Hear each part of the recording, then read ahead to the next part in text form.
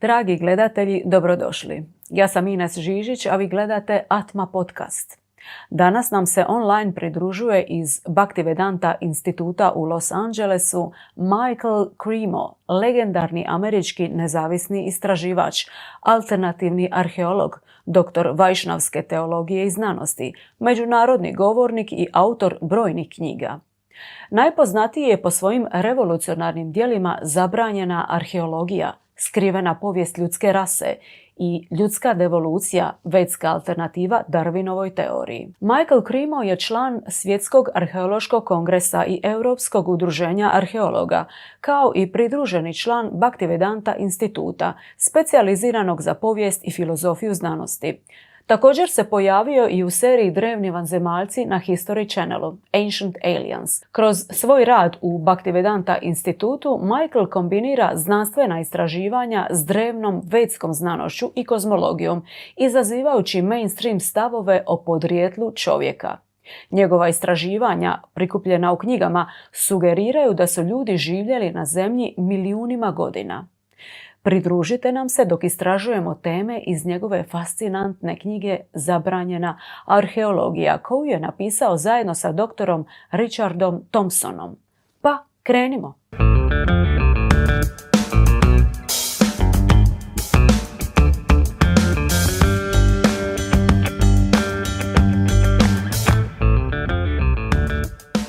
Dear Michael, welcome to our podcast. Thank you so much for joining us.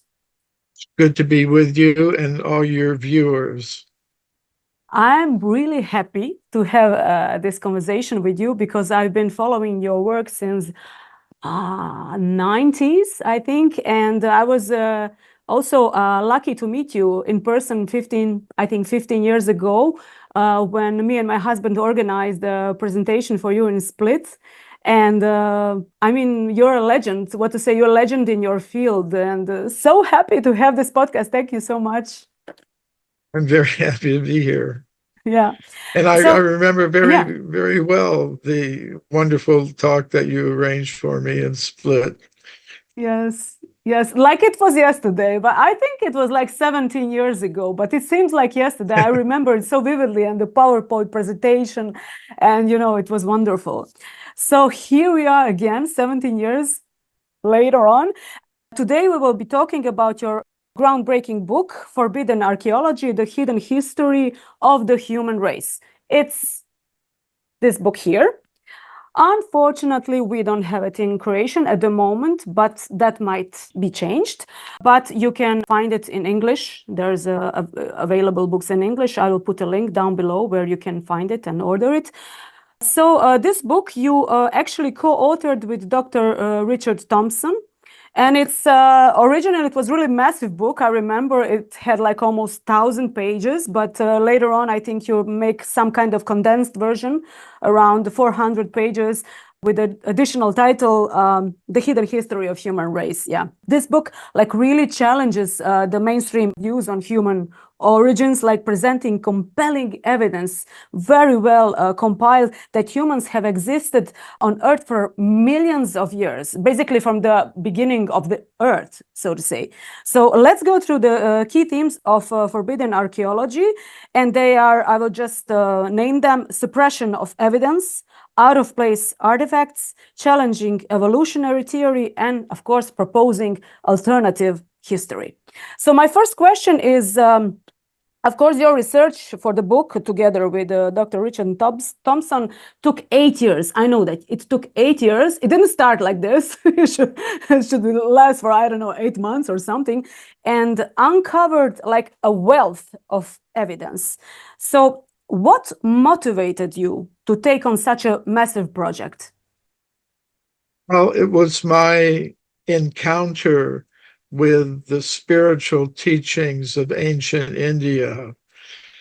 When I was growing up, my family moved to a lot of different places. My father was a military officer, so our family moved to different countries, different places, and I became exposed to many cultures.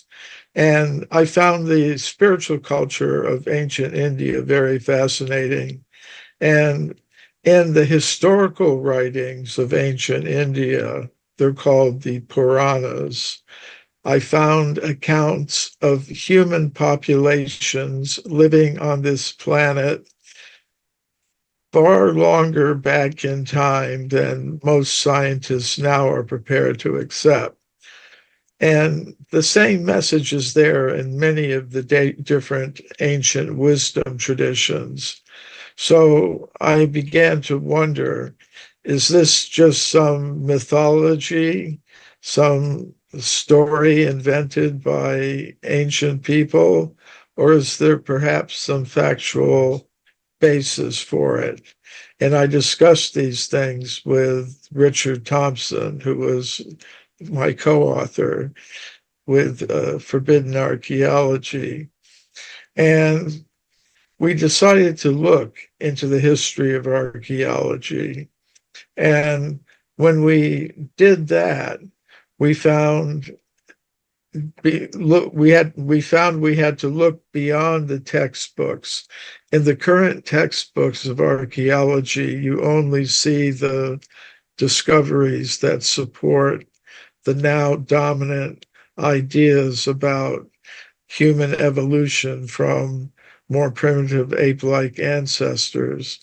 But when we looked into the original scientific reports by archaeologists, geologists, other scientists who dig in the earth, we found many credible reports of discoveries of human bones, human artifacts, human footprints going back very far in time, in some cases, many millions of years.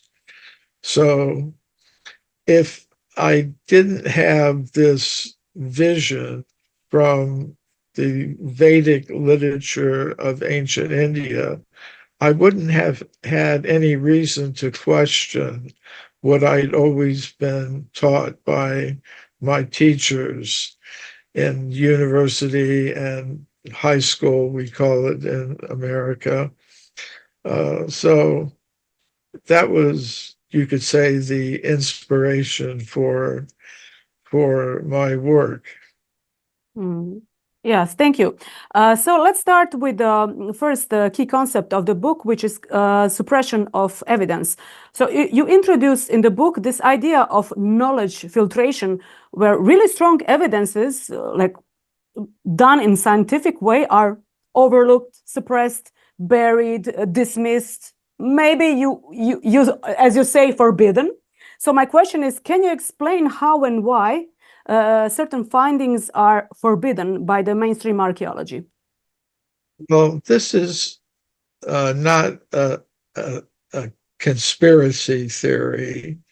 It is something that is very well understood by historians of science and philosophers of science.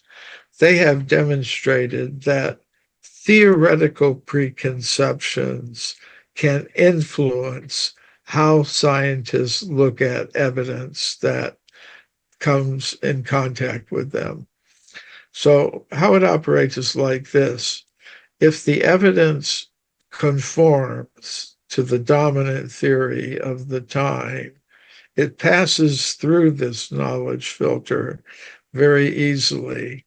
And that means you read about it in the textbooks, you see scientists talking about it at big international conferences, you may see some television programs about it. But if there's evidence that radically contradicts the dominant theories, it doesn't pass through that filter very easily. Of course, these days things are changing a little bit. Some of it does get through, Yes. but in many cases it doesn't. So that means that we don't have a complete set of facts with which to make decisions about important questions like who are we, where did we come from as human beings, and where should we be going? Yes.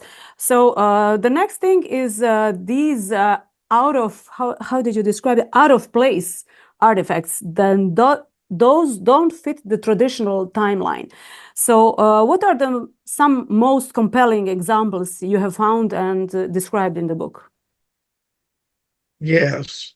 Well, I was very interested in the California gold mine discoveries. Of course, I'm looking at the complete history of archaeology. So some of the cases are from the earlier history of archaeology and some from the later history, which I'll also give some examples of.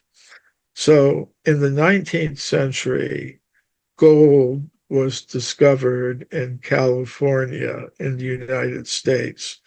And miners came from all over the world, really, to get the gold. They were digging tunnels into the sides of mountains in central California, the Sierra Nevada mountains. And deep inside the tunnels, the miners were finding human bones and human artifacts embedded in solid rock. And according to modern geologists, these layers of rock are 50 million years old. So this evidence came to the attention of the chief government geologist of California, a man named Dr. Whitney. And he published a scientific report about them. But other scientists said these discoveries can't possibly be true because they contradict the theory of evolution, which had been introduced by Charles Darwin around that time. So one of the scientists said he should have known better. He should have known it's not possible that humans did so far in the past. So the discoveries were forgotten, ignored. But the artifacts are still there in the Museum of Anthropology at the University of California at Berkeley. They're not displayed to the public, but I've gotten permission from the museum director's storage building a few miles from the museum itself, but they are still there. And I've been into the Sierra Nevada mountains, and I've personally seen some of the old gold mining tunnels where these objects were originally discovered.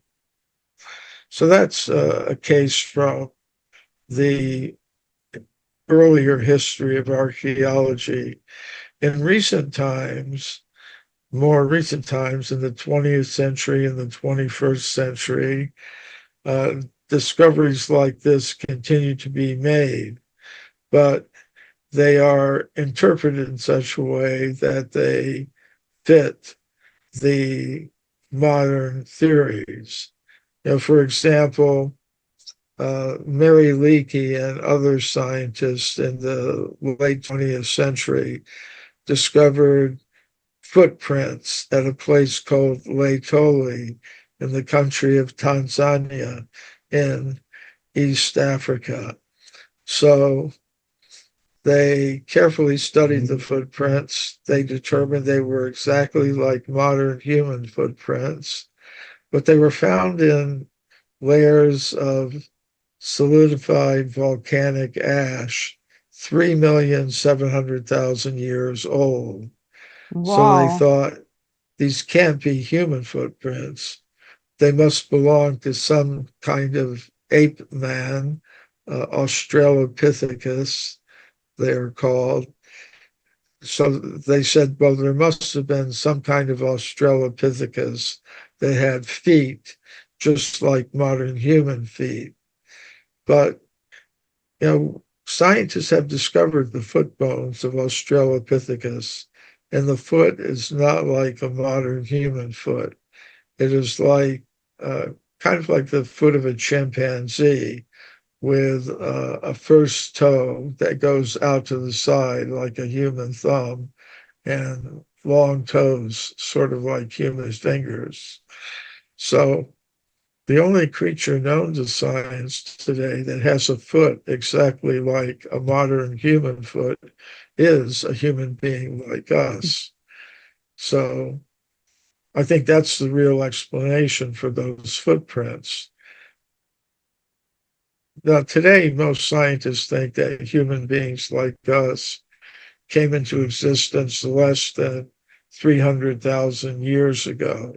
So to have humans like us existing 50 million years ago, as indicated by the California gold mine discoveries, or almost 4 million years ago, as indicated by the Laetoli footprints, would be quite amazing. Now, if there are only one or two of these cases, maybe you could overlook them and say the overwhelming mass of evidence supports our current view. But we're not talking about just one or two cases. We're talking about hundreds of cases like this. Wow, that's really amazing. So basically, through your evidence, there's this idea that humans coexisted with Neanderthals, with, I don't know, dinosaurs. Can you tell us more about it? Yeah, I think when we look at all of the evidence, not just what we see in today's books, but today's textbooks, but if we look at all of the available evidence, the pattern that emerges is not one of evolution with primitive apes and monkeys turning into hominids, turning into humans. Rather, these different types of beings, apes and monkeys, human beings, and intermediates, have always coexisted with each other. And they may be coexisting even today. There are many scientists who have discovered evidence that some of these ape men may still be existing today. In North America, they're called Bigfoot. In Central Asia, they're called Almas. There are different names for these creatures. So, and it's kind of interesting in the Vedic histories like Ramayana and the Bhagavad Purana or Srimad Bhagavatam, beings with ape-like bodies and human-like intelligence are mentioned. They were called Vanaras, which means forest beings. So we may have coexisted with these types of intermediate beings, half human, half ape, not just in the ancient past, but even today.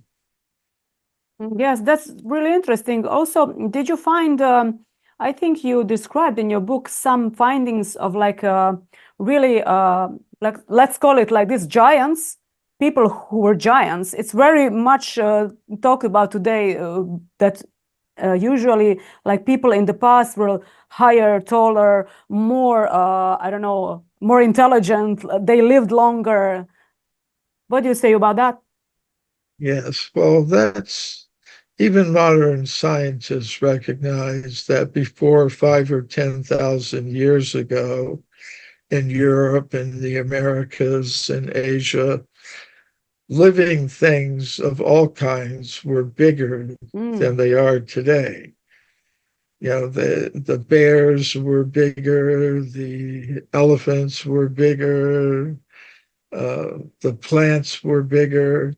In California, where I live, there are the California redwood trees in the mountains of California.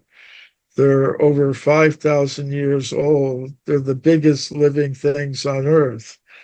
You know, they're maybe 100 meters tall. and they're huge.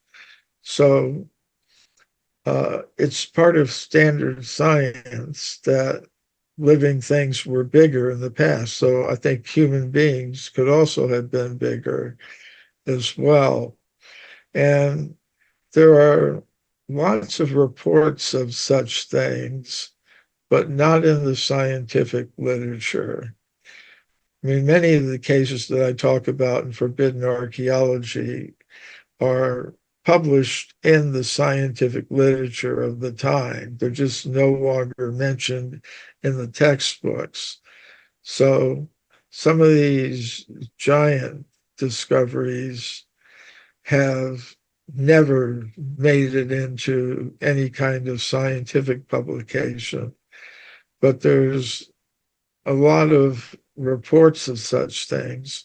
One difficulty I've had is that I know there's many reports. You see lots of things on the web, different pictures. But if you actually try to track down some of the specimens, you don't really find very many. The most credible report of giants, fossils of giants I've seen, is the discovery that was made in France in the early 20th century. And there, a French anthropologist was investigating a site in southern France, and he found huge human-like bones, and he found a femur or a thigh bone that was a certain size. Now, anthropologists, if they carefully measure the size of a thigh bone, they can estimate how tall the person was that had a thigh bone of that length. They estimated the creature that had this would have been about 3 meters tall. So, and there were photographs of it published in a scientific journal. So that is the best evidence that I've seen so far. Otherwise, it's very difficult to track down the remains of these large-sized humans, although I definitely think they existed. Yeah, me too. But they are not, I think there will be a time where this topic is going to be discussed more and more. And what happened with this femur bone in France? Where did it go? And what do they say? I think they say something like it's a bone from some animal, some gigantic animal. sometimes they say that. There are scholars who have pointed out that sometimes even the ancient Greeks and Romans, they would find fossils of mammoth, elephants, giant ancient elephants, and they would say they couldn't understand what they really were, so they thought, this is what the scholars say. They say they interpreted them as the remains of giants, human giants. Yes. So you published the book in 93, isn't it? Forbidden Archaeology was published in 1993. Yes, that's correct. Since then, did you notice any shifts in mainstream science concerning these topics? I mean, in a better way. Yes. Well, there have been some small changes in the right direction, I believe. When Forbidden Archaeology was published, and in the time I was doing research for it, most scientists thought that the first human beings appeared 100,000 years ago. So that was the fact in 1993. By 2003, the next decade, the 2000s, they were pushing it back to 200,000 years. And now, in our time, the next couple of decades, they've pushed it back to 300,000. So I think they're taking small steps in the right direction.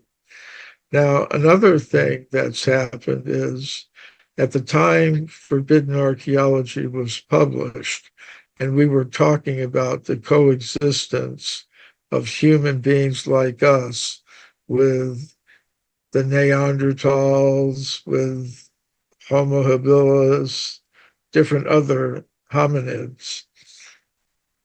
The mainstream scientists had a linear evolution from Homo erectus to Neanderthal to anatomically modern humans. But now, so they only had one existing at each time.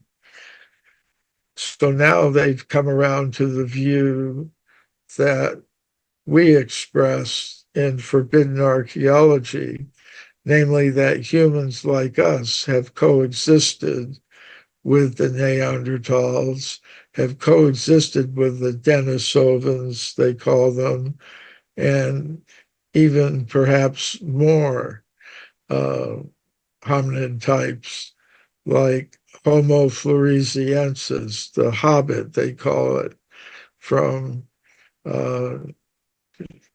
Indonesia, from Flores Island in Indonesia. So they have made, I would say, small steps in the right direction, but they have a long way to go. And in popular culture, these things are becoming more widely known and discussed. So that's also good.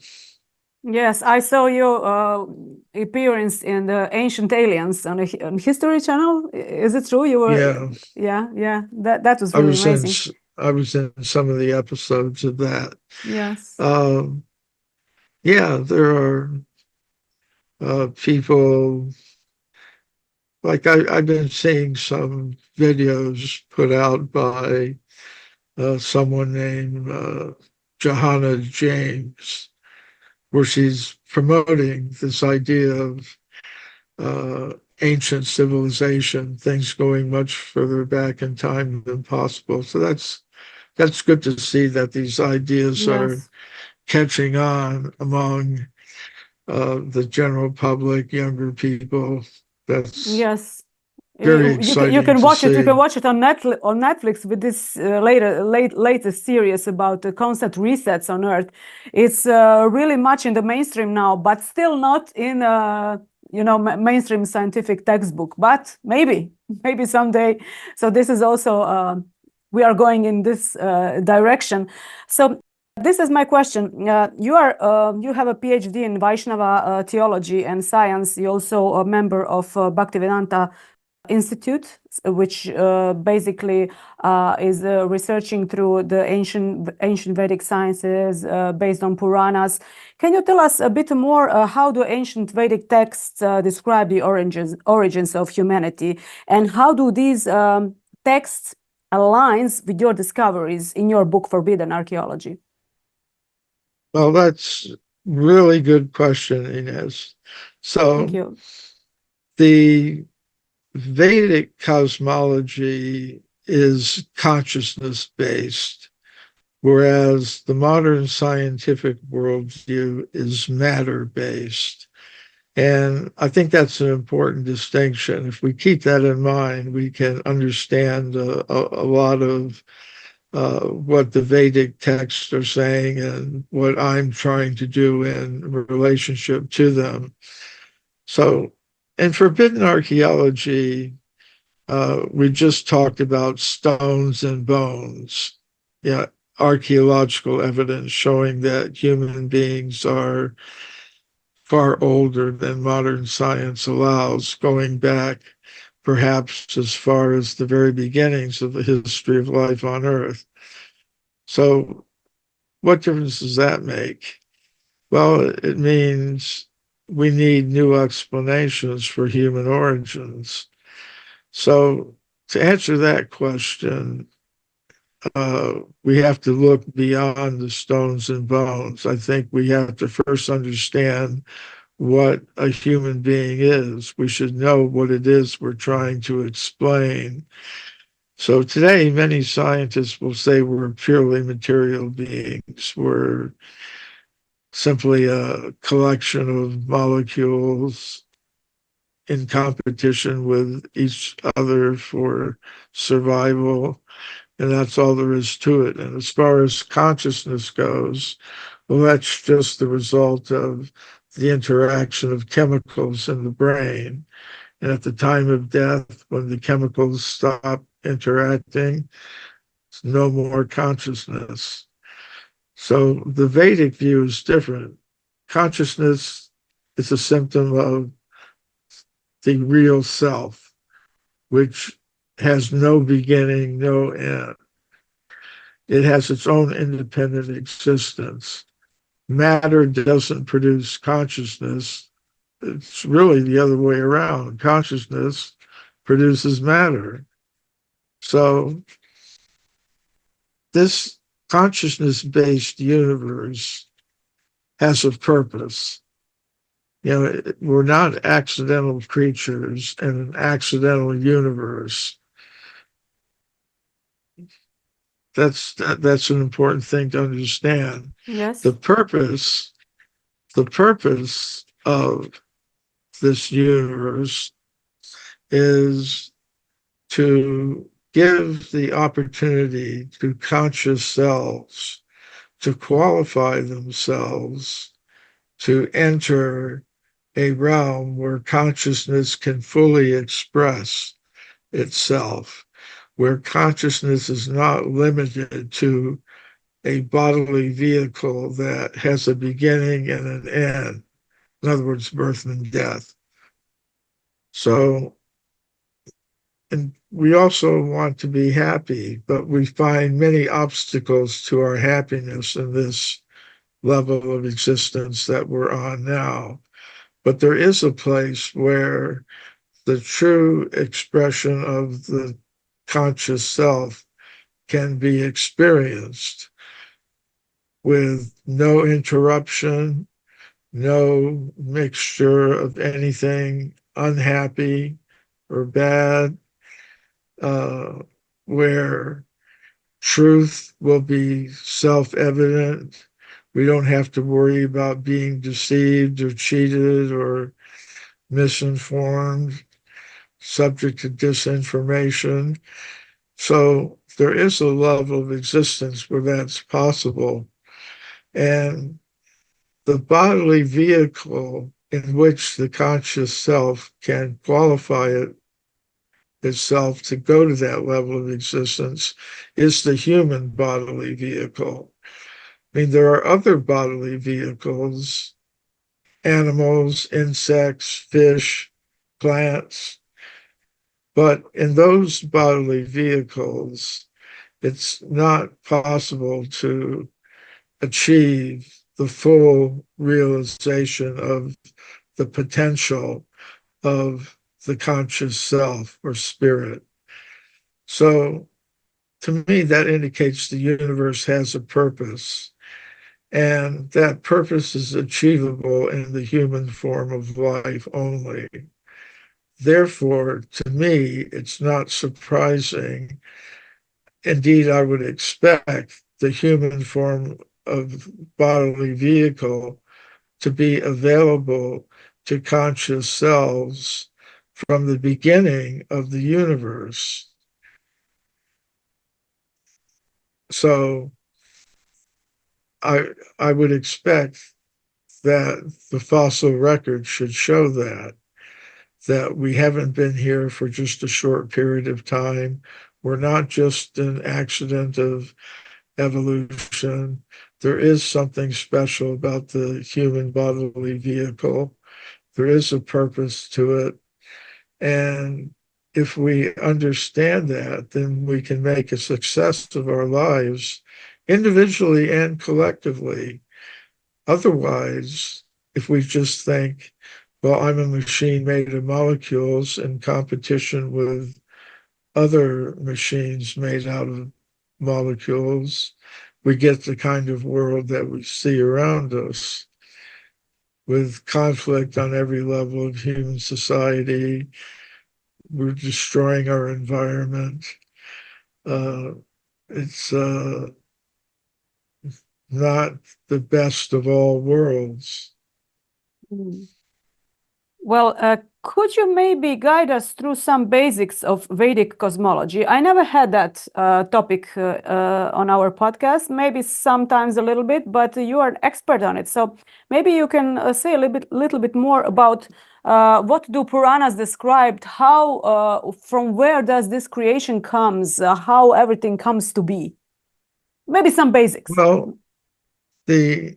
it's interesting that our conversation has taken this turn, because one of the projects I'm involved in is the Temple of Vedic Planetarium in Wow, tell us about it. West Yes. Bengal, which is meant to answer the kinds of questions that you've asked. It will feature a temple, of course. It's a temple of the Vedic Planetarium. In India, in Mayapur, yes. In India, it's a sacred place and on the banks of the Ganges River in the state of West Bengal in India. It's a huge project. The structure is already there. I'm part of a group that's responsible for one wing of the structure, which is going to be a museum and planetarium theater with 4 floors of exhibits and a planetarium theater meant to introduce visitors to the concepts of Vedic cosmology.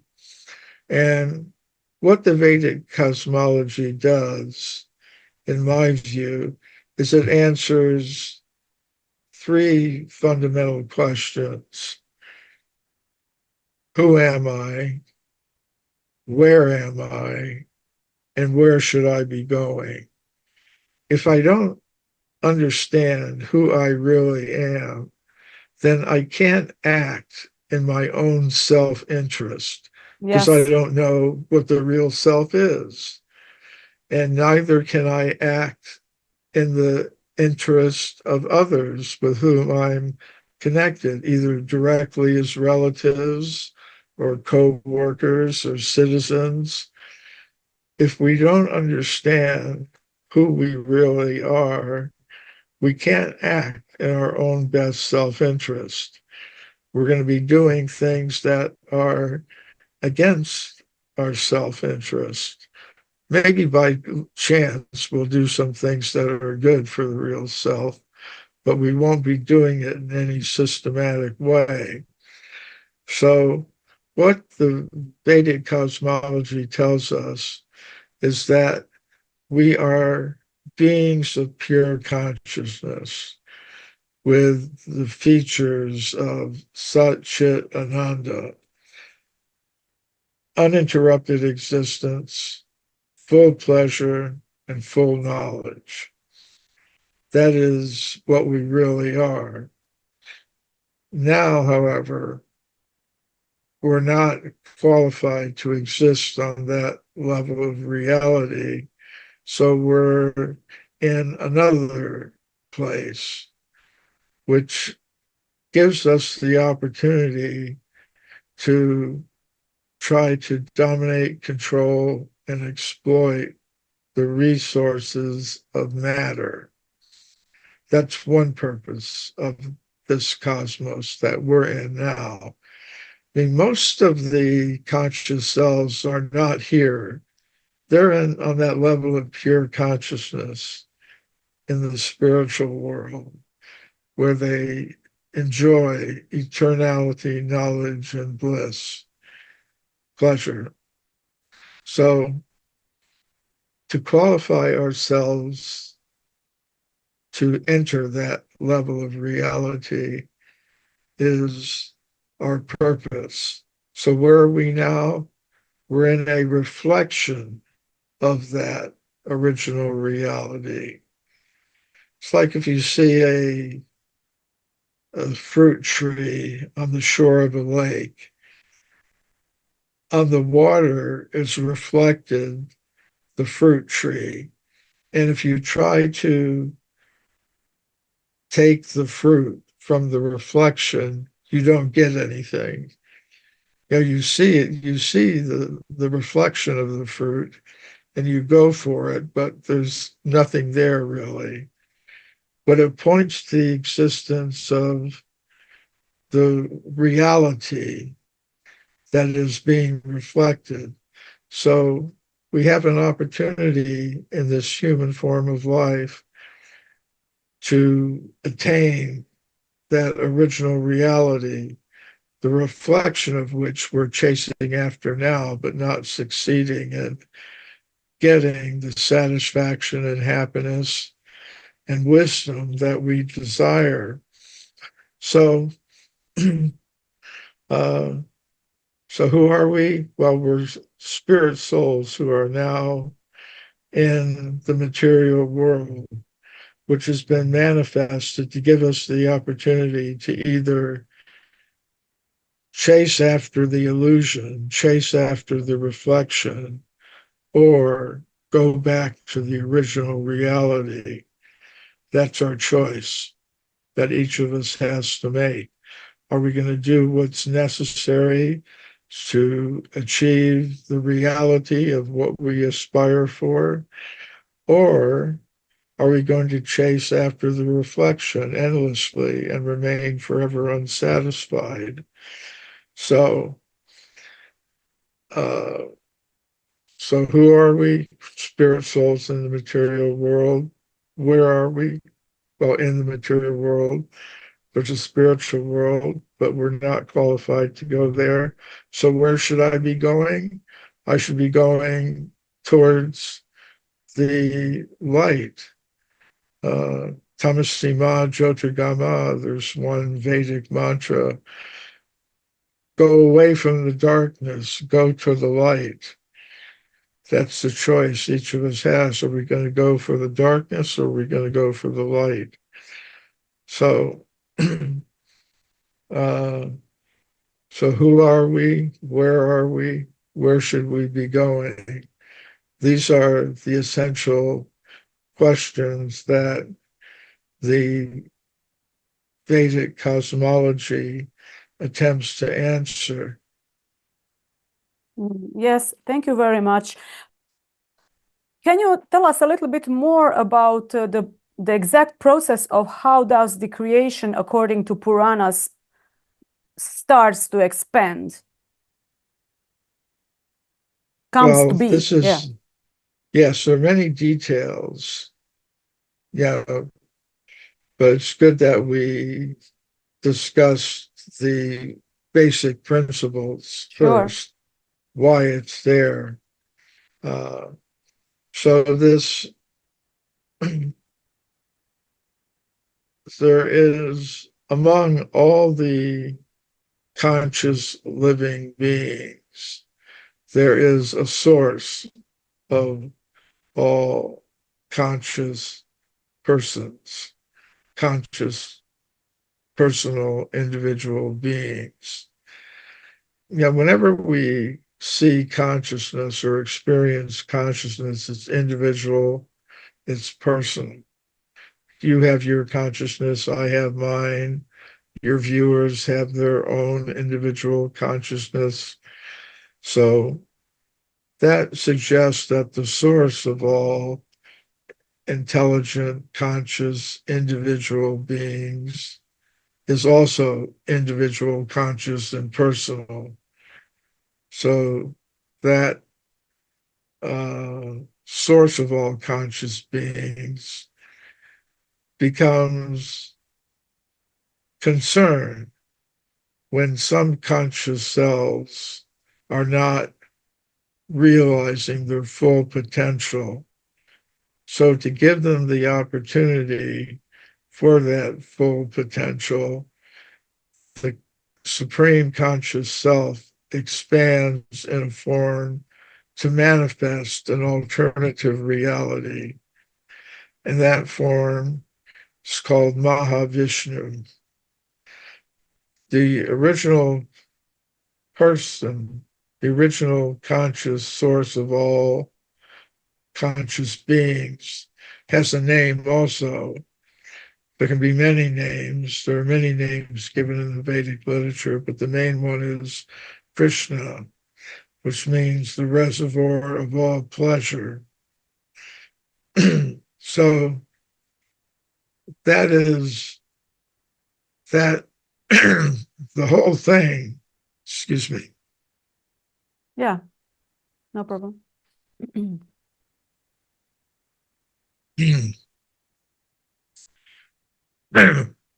So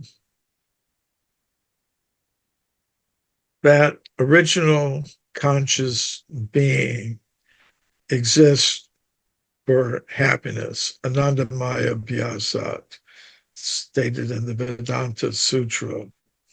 The ultimate conscious being exists for happiness, to experience happiness, exchange happiness with all other conscious beings.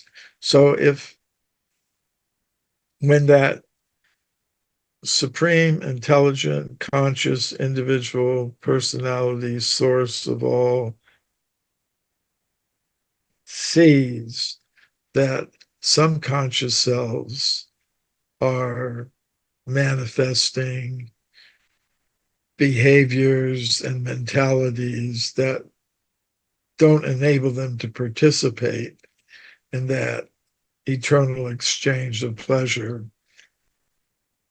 he manifests an alternative reality, like you could call it a virtual reality or a simulated world, where those conscious selves can act out their desire to try to experience happiness in some other way than connecting with the ultimate reality.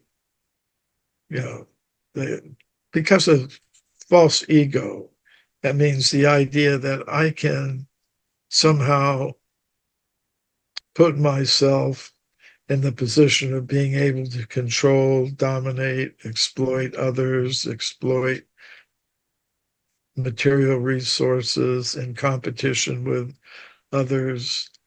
So Mahavishnu lies in the causal ocean, and he manifests not just one universe, but uncounted numbers of universes.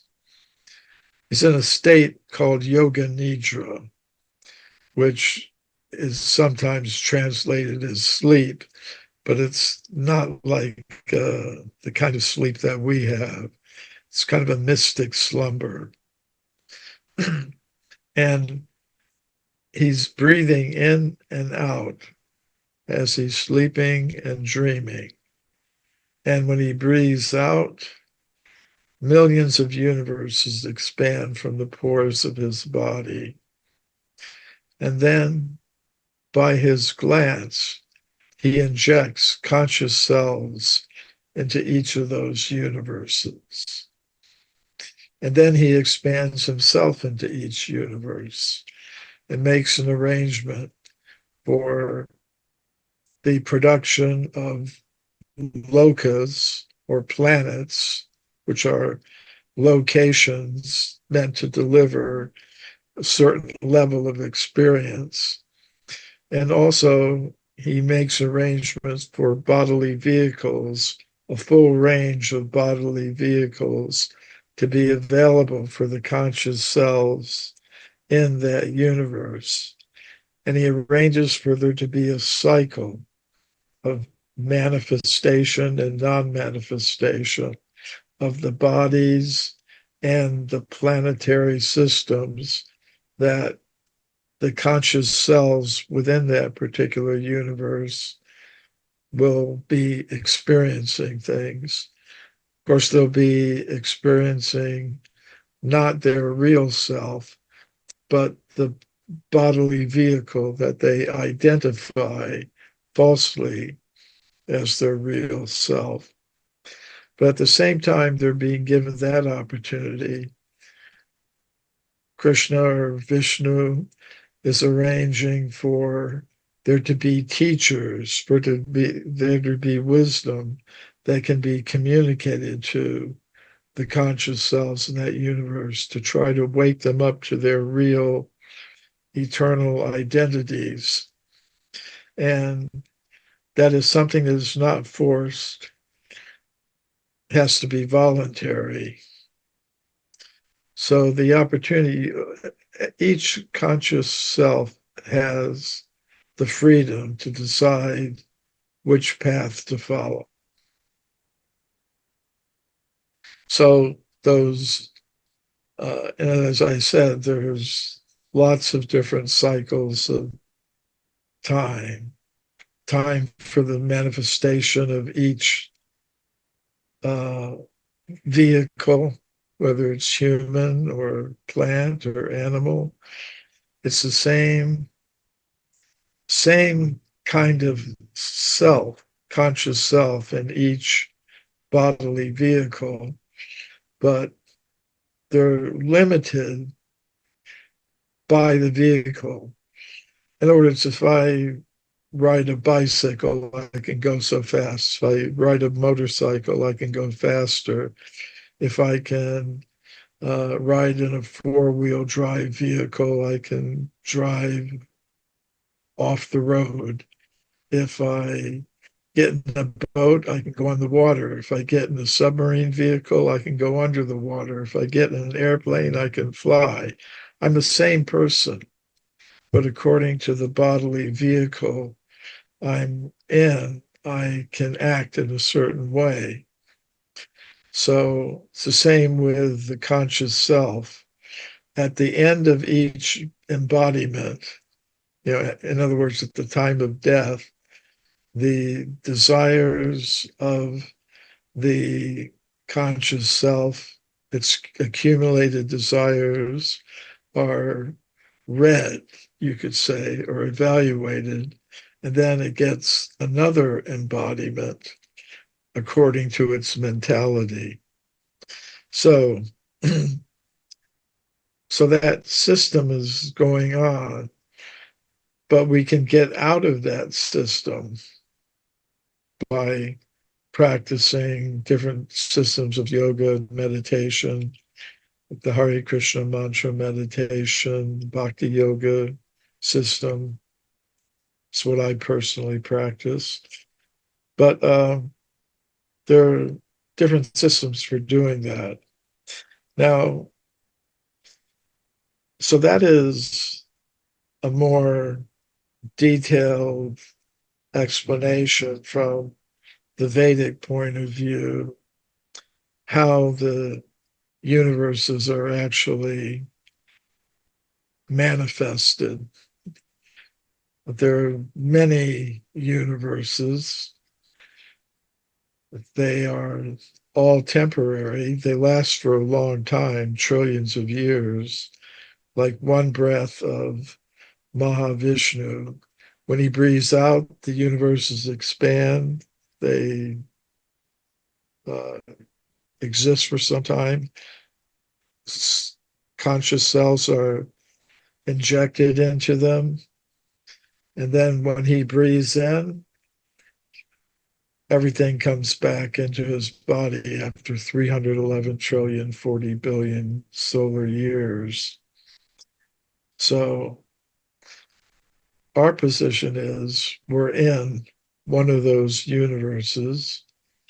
We've perhaps gone through millions of births, millions of different types of bodies. There are 8,400,000 kinds of bodily vehicles, according to the Vedic cosmology. And so we can kind of continue in that way, or we can take advantage of the opportunity of the human form of life and get out of the whole cycle and realize our full potential as conscious beings. So to me, it's very exciting to be involved in a project like that, to try to put something together in a museum format that's entertaining, educating, and faithful to the teachings of the Vedic cosmology as found in the Bhagavad Purana and other Vedic texts. It's kind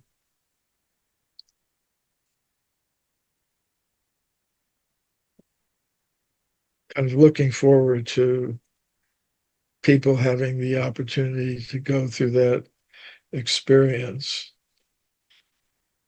Yes, I'm also looking forward to see it. When it's going to be opened? Well, the current schedule is that in 2027 spring, Great. our plan is to have 2 floors open. In other words,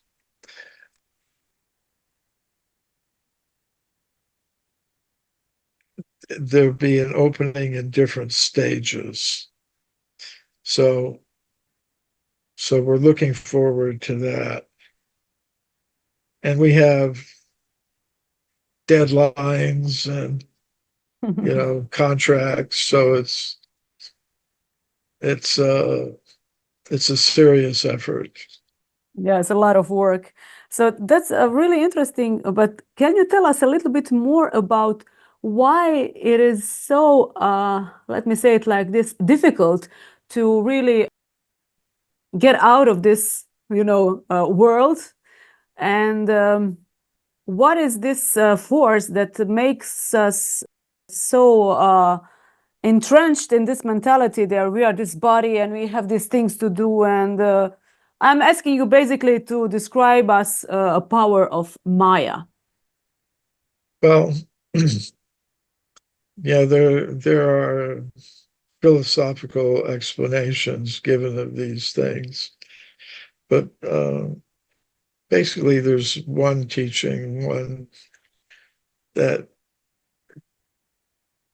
I have to say the mantra: Krishna Bahir Mukhahana Bhogavanchakare Nikateshta Mayatari Japati Adare.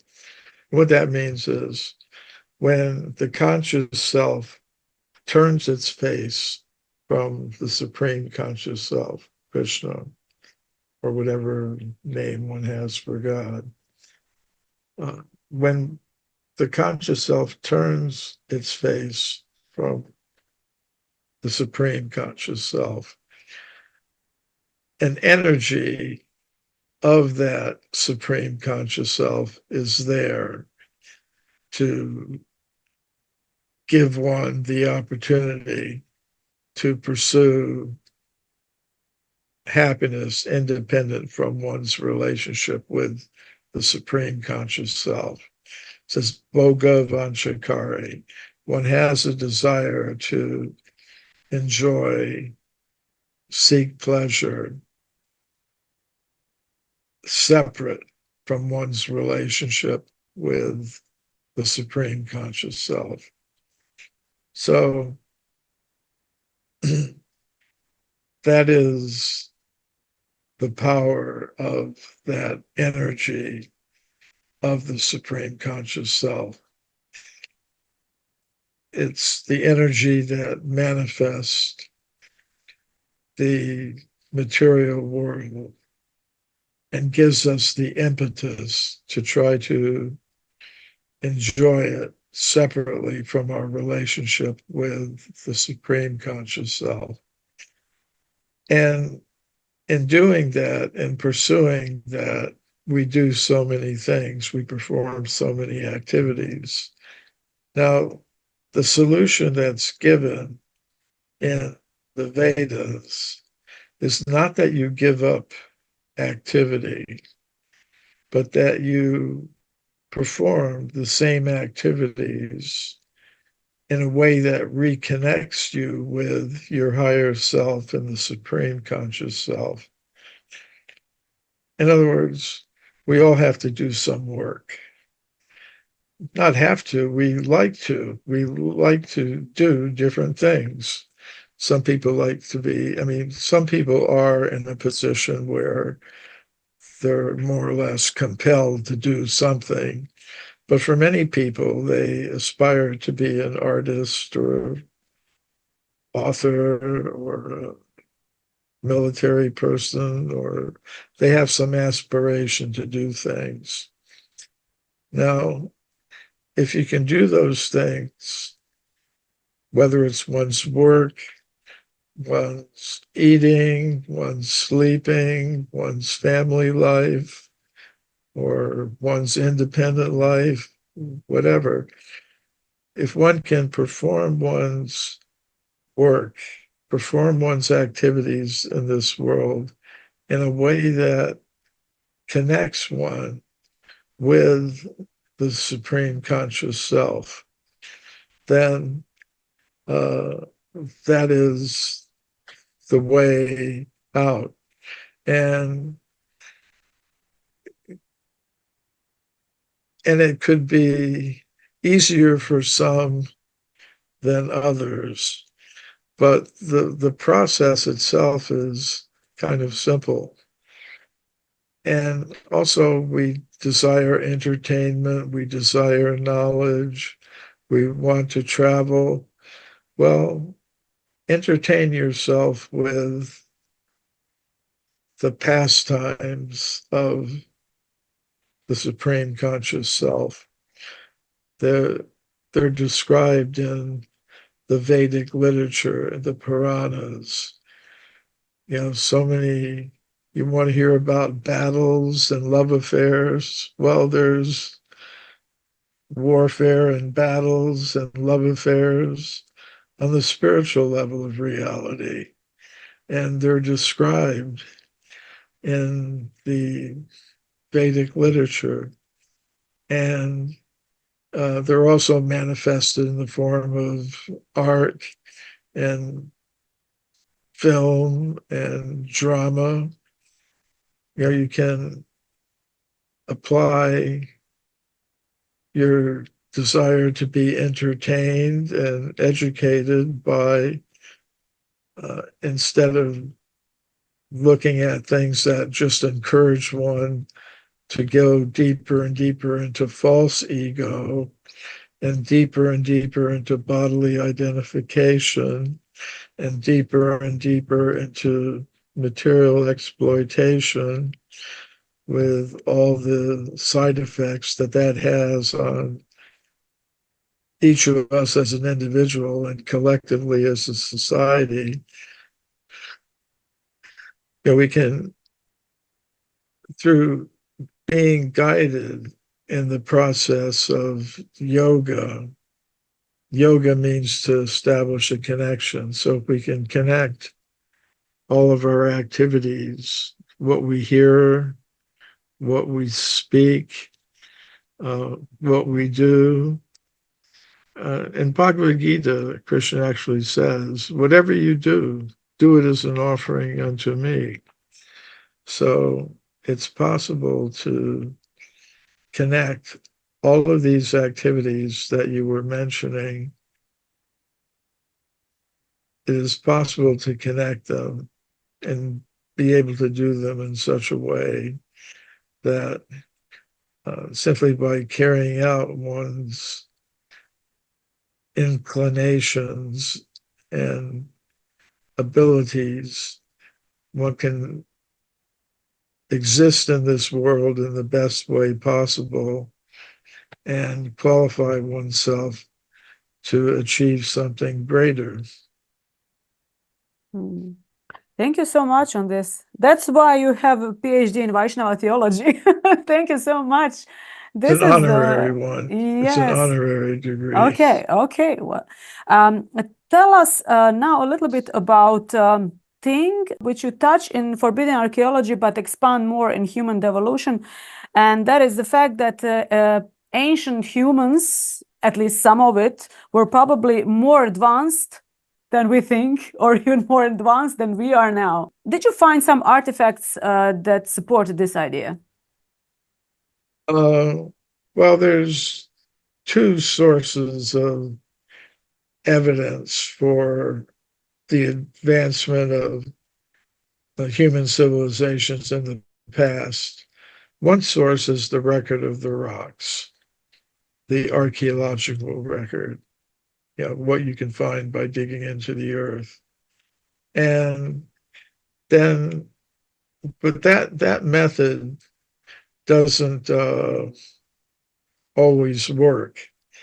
There have been studies made by scientists who are interested in the environment. They point out, okay, we have an advanced technological civilization today worldwide. We have factories, automobiles, airplanes, so many things going on, so many big, huge cities with millions of people. What would happen to this evidence if human beings were to disappear from the earth today and everything was left, all the remains of our civilization, our skyscraper buildings, our automobiles, our factories, everything is there? What would happen to it? Scientists have carefully studied this, and they've determined that after a few thousand years, almost everything would be gone.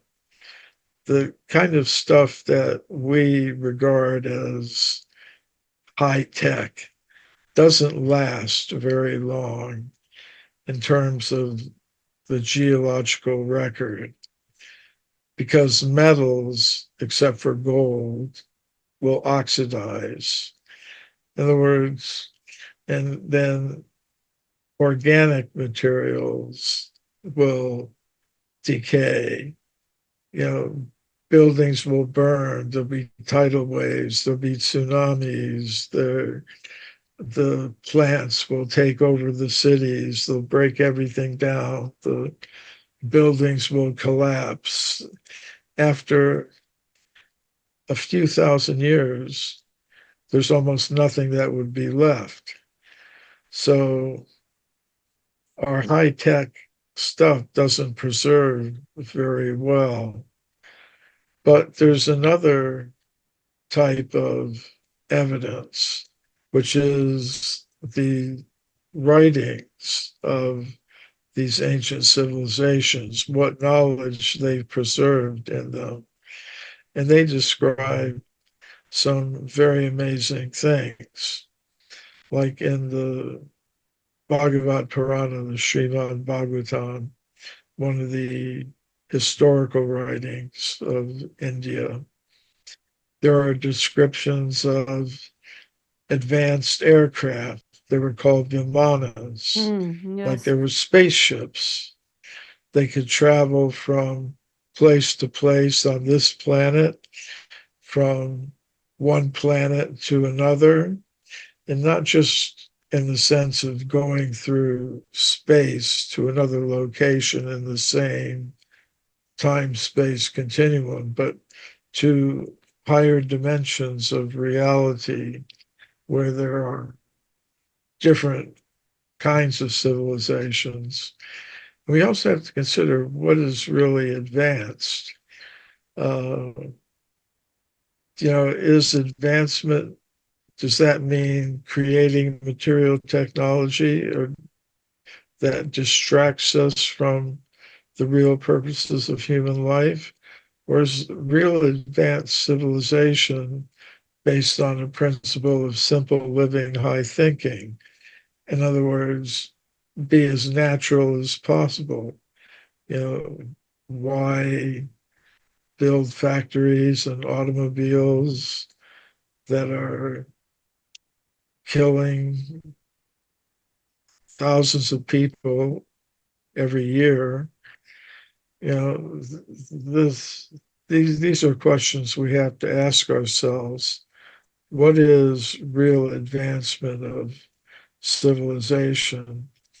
But to your point, more directly, the Vedic texts also describe very elaborate, well-developed cities, not based on the kinds of skyscrapers and things that we have today, but with everything planned very nicely. There are accommodations for all kinds of people. There are government buildings like the descriptions of Dwarka or Hastinapur or Ayodhya, these very beautiful towns with gardens, parks, lakes, the kinds of places people like to live, not like our crowded cities with their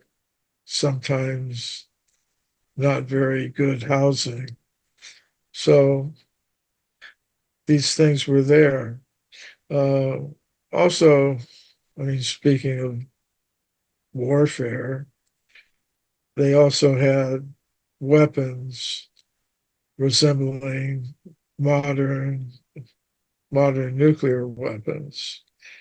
Now, that's an uncomfortable topic, but these were types of weapons, although they were very powerful, they could be targeted to in such a way that innocent people aren't affected. So, yeah, there are lots of descriptions of advanced technologies based on more subtle principles than we're familiar with today, like these vimanas have to be seen in terms of the Vedic cosmology, which is based on the idea that it's not just ordinary matter that technology can be based on. There can be subtle material energies that are used in a different way. Like there's a description of a Vimana in the Srimad Bhagavatam that was manifested by Kardama Muni, whose wife was Devahuti. And he manifested this flying machine, this Vimana, by his yogic powers.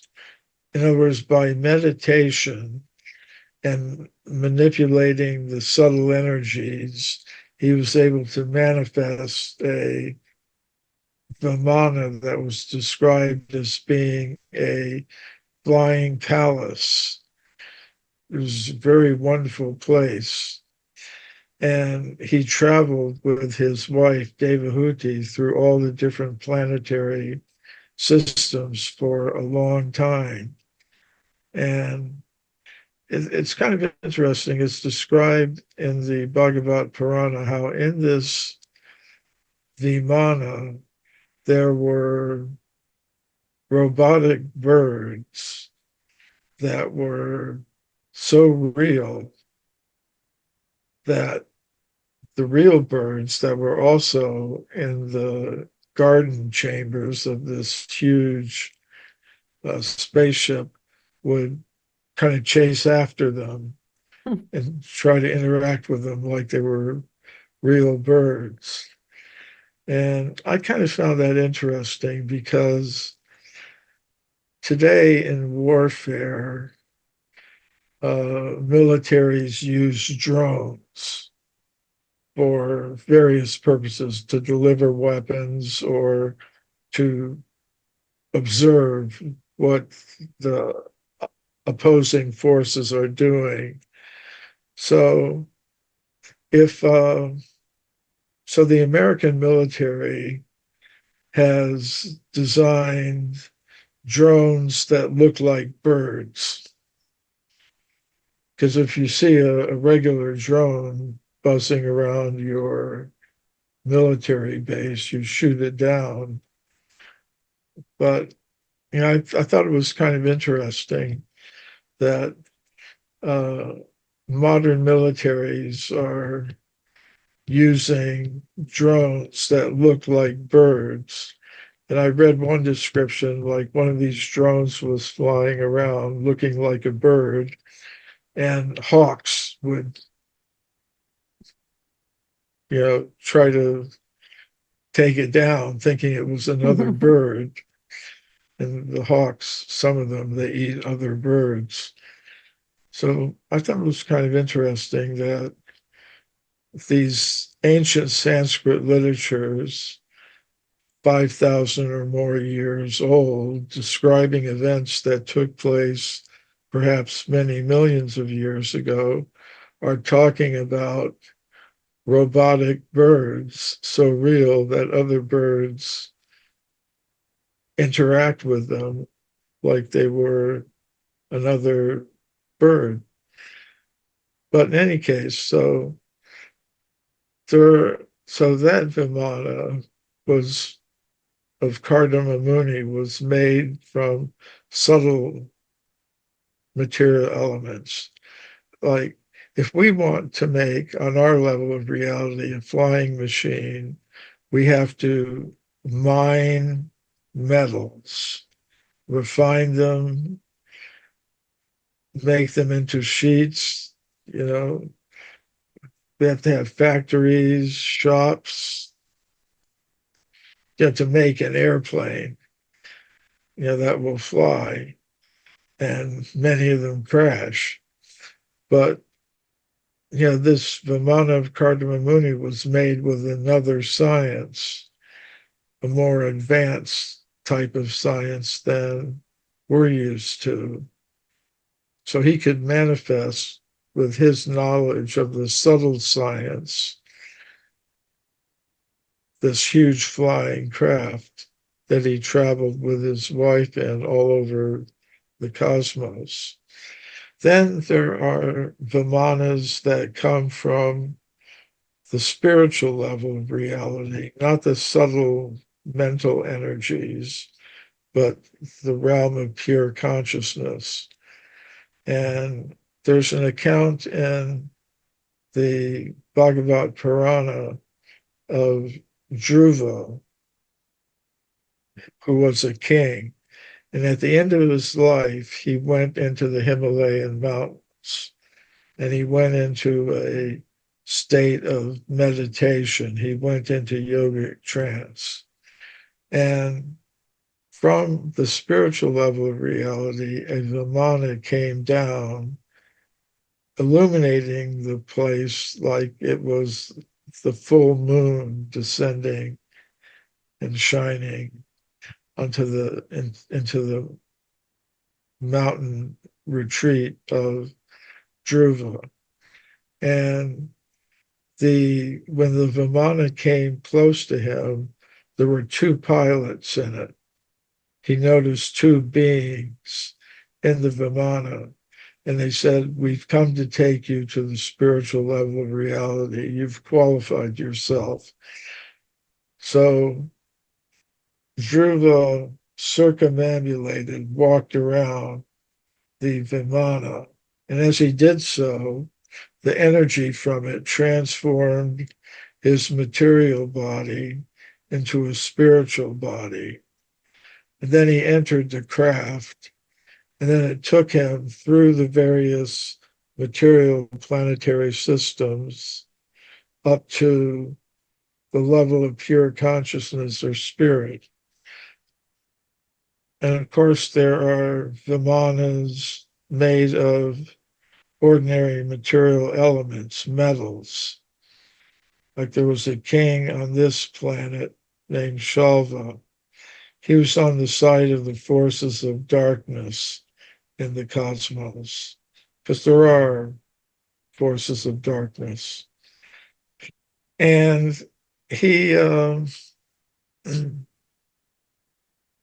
he he approached the engineer of the forces of darkness in the universe,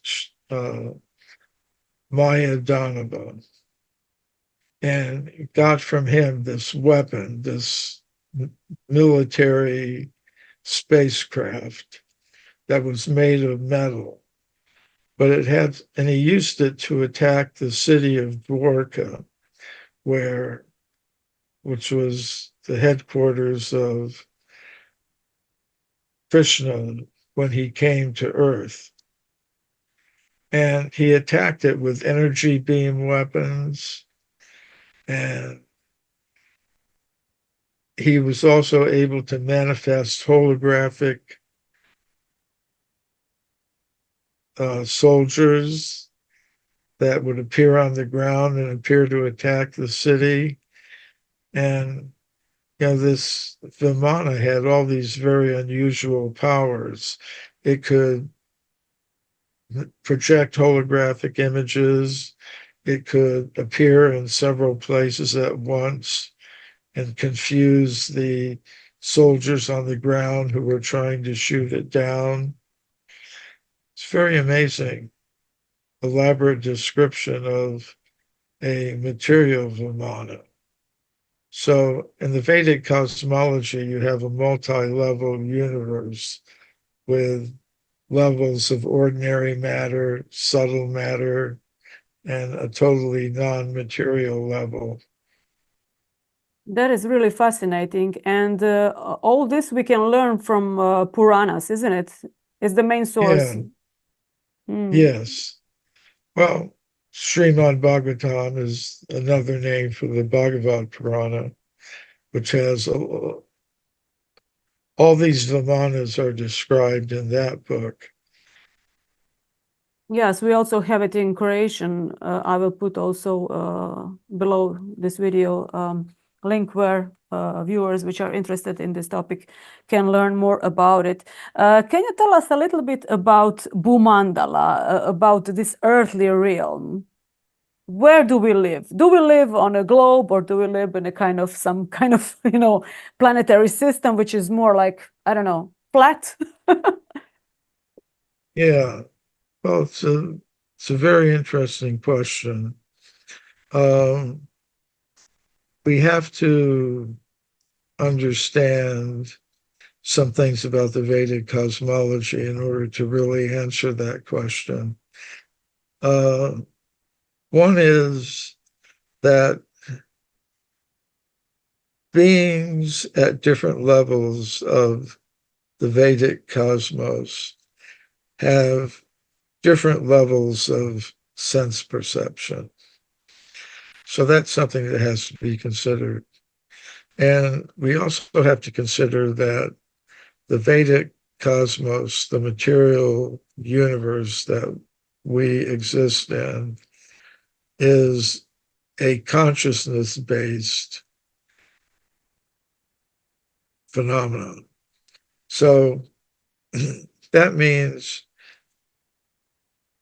when we look at the universe, we shouldn't see it as a bunch of stone balls floating in a void with some of them on fire, like to be stars. It's more like a virtual reality system that we're participating in. So what you perceive on one level of this consciousness-based virtual reality universe that we exist in, which is sometimes called the dream of Mahavishnu, to realize it shouldn't be seen mechanistically. Now, many people involved in web design and things like that deal with say, websites, for example, that if you go to the home page, you see certain things. To see additional things, you have to register or go through a paywall, pay something. Then you get to see the same thing in more detail or from another perspective even, or some there are other things like that. So according to our sensory capacities, we can see things in different ways. So in the Vedic culture, people were interested in the sky, in the stars, the planets, the moon, the earth, because they needed to know certain things astronomically in order to carry out their different activities. When to hold a certain festival, when certain activities were to be started or stopped. They needed an advanced knowledge of what we could call celestial mechanics. So for that purpose, they had the Jyotish Shastras, like Surya Siddhanta, which describe the visible earth in terms of observational astronomy using our present set of senses. Of course, sometimes we fail to appreciate how little we know about the night sky, because most of us live in cities or urban environments where there's a lot of light pollution and we don't see the stars at night, or maybe only a few. But and if you're out in the countryside, you can just be amazed at what's up there in the sky.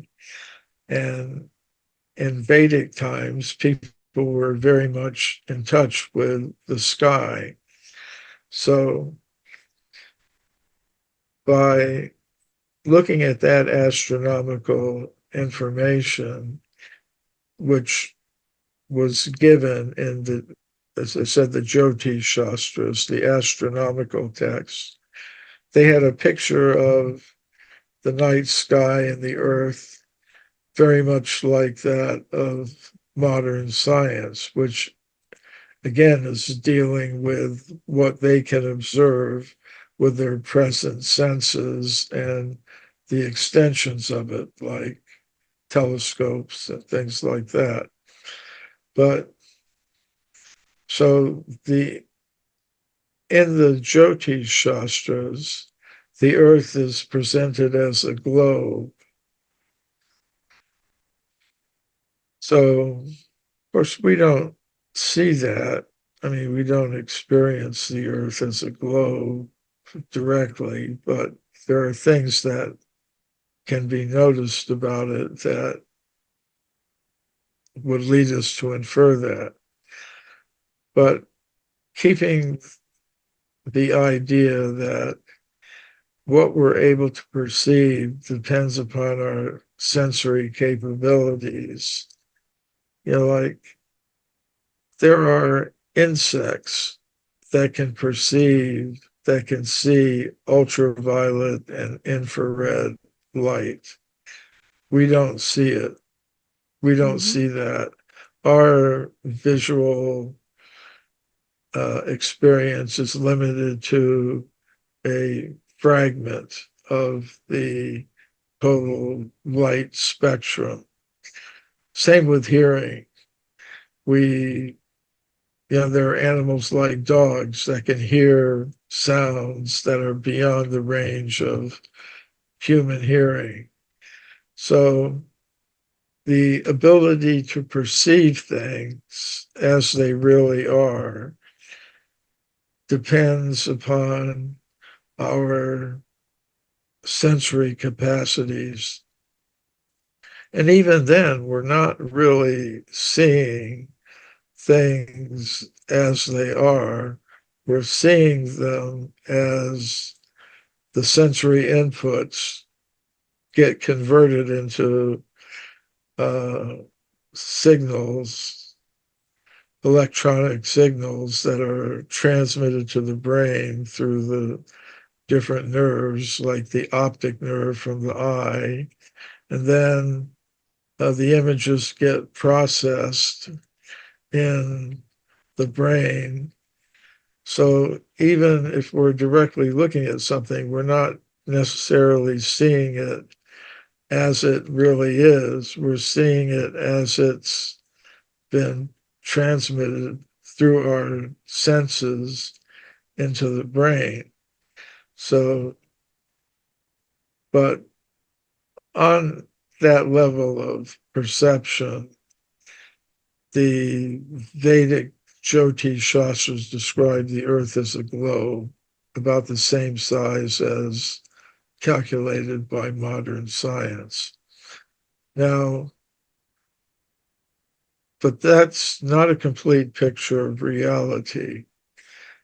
If we were able to expand our sensory perceptions and correct for the different processing of sensory perception signals in the brain, I'm saying the brain, but in the Vedic cosmology, there's a subtle mind element around which all the subtle senses are grouped. And I believe it's the mind that performs the integrating function, where we take sound and visual impressions, and it's all one display in one, all the sensory inputs, touch, taste, sound, vision, they're all integrated into a unified display. But in any case, with that higher perception, the same thing that appears as a globe may appear as a set of ring islands and oceans, as described in the fifth canto of the Srimad Bhagavatam. So that's giving us, and the purpose of that description is to help us understand our place in a consciousness-based universe where there is movement of conscious selves from one level to another. And the perception, the level of perception required to actually perceive things in that way would be something that we don't have direct access to now. So we're getting a description from the Srimad Bhagavatam, from a source that is able to perceive that reality and is communicating it to us. But even that description, which appears to be contradictory, is it can be seen. I mean, we use both flat maps and a globe to depict the Earth. I have on my wall here a map of the world, paper map. And I could also have a globe. And what's on the flat surface is a projection of what's on the globe onto a flat surface, a projection from a three-dimensional object to a two-dimensional surface. So, so the flat depiction of the Earth as part of one of the ring islands, actually the central islands called Jambudweep. The Earth of our experience is part of that central island.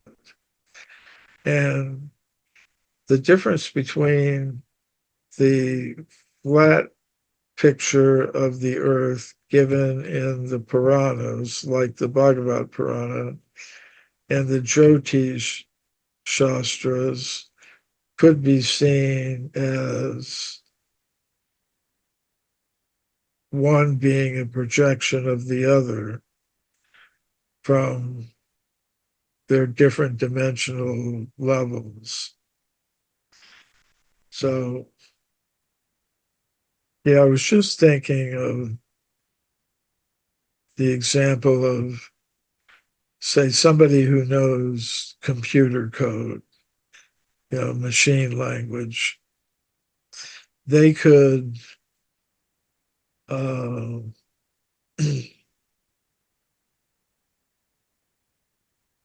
they could look at some code and they say, okay, that code, that set of symbols is representing a red ball on a computer screen.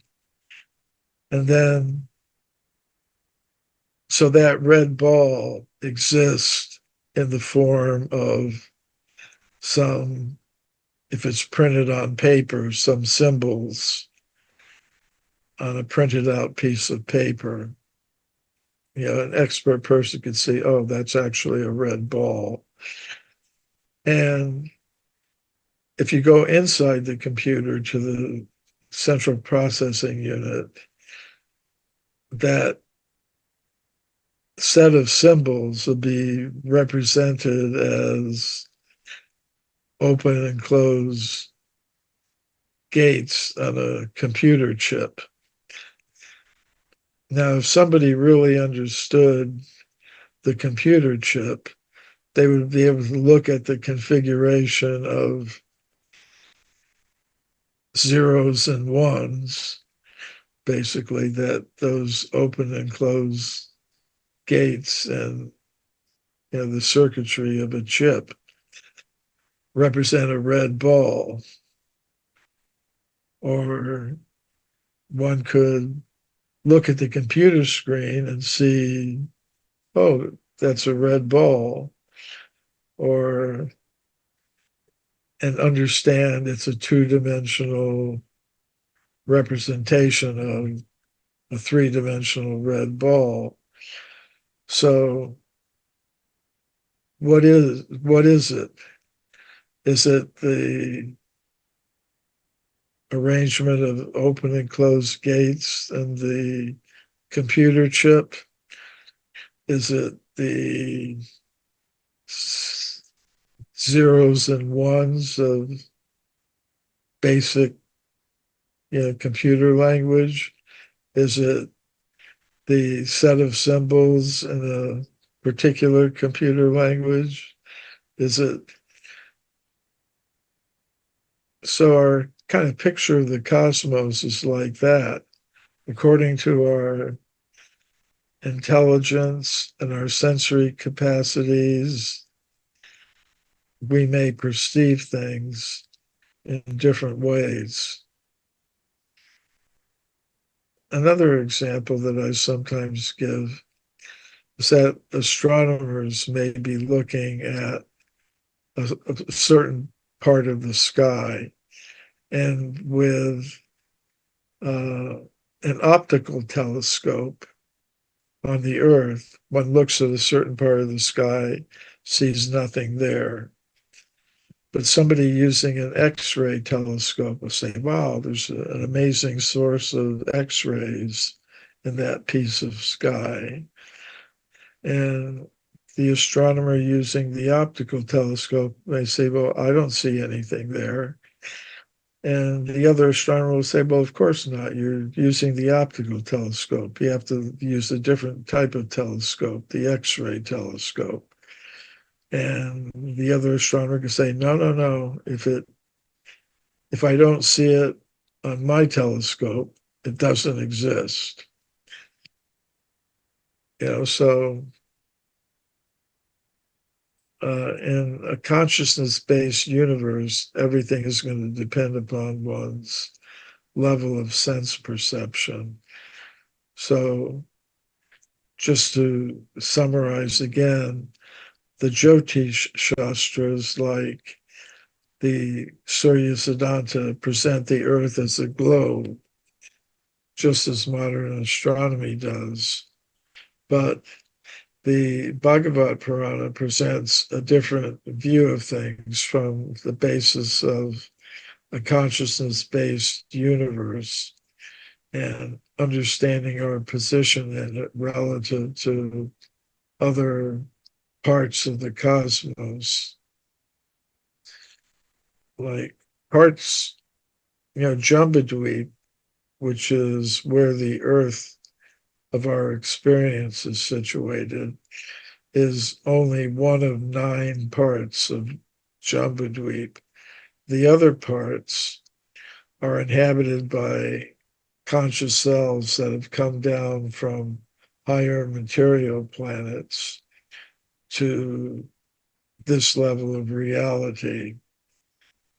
And so the purpose of the Srimad Bhagavatam and its description of Bhumandala is different from the purpose of the Surya Siddhanta and its depiction on a globe Earth. Srila Prabhupada, my spiritual master, was once asked, is the Earth flat or a globe? He said both. Very good answer. Yeah, which is basically my answer. He put it very simply. I put it in a more complicated way.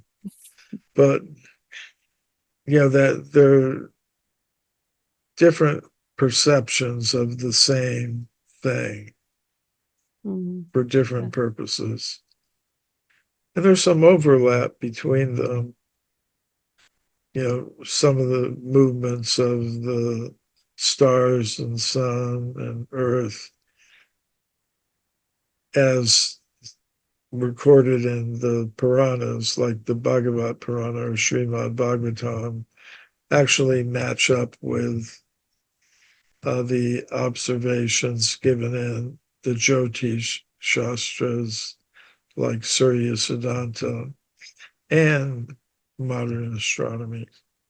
Michael, thank you so much for sharing your really incredible insights and knowledge with us today. And as I always like to ask my guests, what are your final thoughts which you would like us to think about, to leave with our viewers today?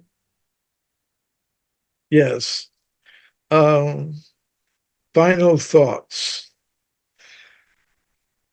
I hope I never have a final thought. I hope I'm always thinking. And I think that's for this podcast, only for this podcast. Yeah. Yeah, I'm not quite ready to stop thinking. But I think it is important that all of us reflect on our identity, our understanding of who we really are. It's such an essential part of life to be grounded in one's reality. So I spend time each day trying to enlighten myself and my thoughts, to keep my thoughts always going in a positive direction. So one thing I personally do each day is read from Bhagavad Gita and Srimad Bhagavatam. We're talking about thoughts. It helps keep my thoughts on the right path. And I also chant each day a mantra, the Hare Krishna mantra. It's free. Anyone can do it. It'll help wake you up to your real spiritual identity. So I encourage you to get a copy of Bhagavad Gita, study it every day, and also chant the Hare Krishna mantra. Free your mind. Thank you so much. That's a wonderful closing message. And on that note, I want to say to our viewers that you can order Bhagavad Gita and also Srimad Bhagavatam, first and second canto. We have it in Croatian. I will put a link down below. And yes, please read it. They are such a good books. I read them also every day. Michael, thank you so much for being my guest. I really it's been an honor to have you on a podcast. As I said, you're a legend in your field. I'm wishing you all the best and goodbye for now. I hope to have you again sometime so we can discuss your book, Human Devolution, a Vedic Alternative to Darwin's Theory, and to expand more on this profound Vedic philosophy, which can really benefit us in our daily lives. So thank you once again, and all the best. Thank you.